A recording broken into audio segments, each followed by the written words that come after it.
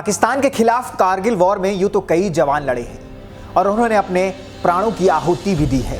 उन सबका बलिदान याद रखा जाएगा, लेकिन कुछ जाबाज ऐसे भी हैं जिन्हें कभी भुलाया नहीं जा सकता। आज कहानी एक ऐसे रणबांकुरे की जिसने युद्ध के दौरान अपने जिस्म पर 5 गोलियां खाई। आज कहानी एक ऐसे शूरवीर की जिसे जीवित रहते महावीर चक्र से सम्मानित किया गया। आज कहानी भारत मां के उस जाबाज की जिसने दुश्मन का सिर काटकर उसके ऊपर तिरंगा फहरा दिया। आज कहानी भारतीय सेना के एक ऐसे कोबरा की जिसने अकेले पाकिस्तान के 48 सैनिकों को निगल लिया। नमस्कार, मैं अरुणेंद्र कुमार और आप देख रहे हैं शिवालिक जर्नल। 1999 मई का महीना, भारत पाक युद्ध। अब तक हजारों पाकिस्तानी सैनिकों ने तोलोलिंग पहाड़ी पर घुसपैठ कर वहां पूरी तरह अपना कब्जा जमा लिया था। भारतीय सेना लगातार उस अहम पोस्ट को वापस लेने के लिए प्रयास कर रही थी। यह पहाड़ी भारतीय सेना के लिए हर तरीके से बहुत अहम थी, लेकिन दिक्कत यह थी कि अब तक भारतीय सेना की 3 यूनिट्स वहां जा चुकी थी, लेकिन किसी को भी सफलता हाथ नहीं लगी थी। पहली यूनिट 18 जवान, दूसरी यूनिट 22 जवान, तीसरी यूनिट 28 जवान। यह संख्या शहीद होने वाले जवानों की थी। अब तोलोलिंग भारतीय सेना के लिए चुनौती बनता जा रहा था। फिर फैसला लिया गया कि अब तोलोलिंग को दुश्मन से मुक्त कराने के लिए भारतीय सेना की सबसे बेहतरीन बटालियन को बुलाया जाएगा। वहां से करीब 300 किलोमीटर दूर कुपवाड़ा में 2nd राजपुताना राइफल्स को वहां से बुलाया गया। जब यह बटालियन द्रास पहुंची तो सेना प्रमुख ने कमांडर कर्नल रविंद्रनाथ से पूछा कि क्या कोई उसकी बटालियन में ऐसा फौजी है जो तोलोलिंग पहाड़ी पर तिरंगा फहरा सके। सामने बैठे फौजियों में कुछ सेकंड के लिए सन्नाटा पसर गया। फिर जवानों की लाइन में सबसे पीछे बैठा एक जवान हाथ खड़ा करता है और एक दहाड़ती हुई आवाज सन्नाटे को चीरती हुई आती है, जय Hind sir. Best commando Digendra Singh उर्फ कोबरा।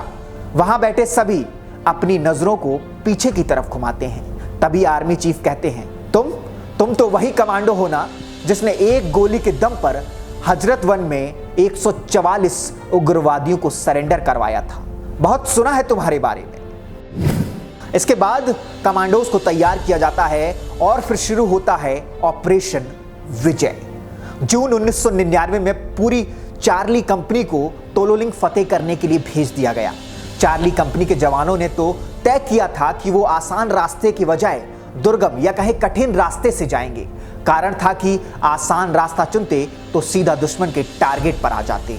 14 घंटे की कड़ी मशक्कत के बाद सभी जवान तोलोलिंग पहाड़ी तक पहुंचे थे। इस टीम में 10 कमांडो थे।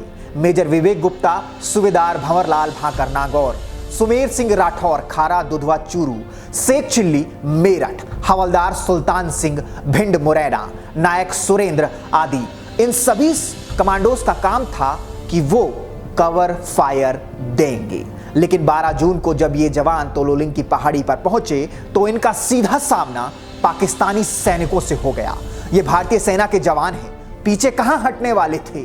दोनों तरफ से गोलियों की बौछार हो रही थी। लगातार सभी भारतीय सेना के कमांडो दुश्मन को मुंहतोड़ जवाब दे रहे थे, लेकिन दुश्मनों की संख्या काफी ज्यादा थी। फिर एक एक कर फौजी दिगेंद्र सिंह के 9 साथी शहीद हो गए, लेकिन दिगेंद्र डटे रहे। उन्होंने दुश्मन का पहला टैंक उड़ाया। फिर एक एक कर उन्होंने 11 बम कर ध्वस्त कर दिए, जिसमें पाक के करीब 48 सैनिक मारे गए। लेकिन इस दौरान दिगेंद्र को सीने और शरीर के दूसरे हिस्सों में दुश्मन की 5 गोलियां धंस गईं, लेकिन वो रुके नहीं। इसी बीच पाकिस्तान के मेजर अनवर खान का मुकाबला कमांडो दिगेंद्र सिंह से होता है। बब्बर शेर की तरह दिगेंद्र अनवर पर टूट पड़ते हैं। थोड़ी देर में कमांडो दिगेंद्र सिंह अनवर का सिर काटकर उसी की मुंडी पर तोलोलिंग की पहाड़ी पर तिरंगा फहरा देते हैं। साथी सैनिक जब ये नजारा देखते हैं तो उनके रोंगटे खड़े हो जाते हैं। कारगिल युद्ध में भारत की ये पहली जीत थी। युद्ध के बाद दिगेंद्र सिंह को राष्ट्रपति डॉक्टर KR नारायण ने महावीर चक्र से नवाजा था। दिगेंद्र को इंडियन आर्मी का बेस्ट कमांडो के रूप में भी उन्हें जाना जाता है।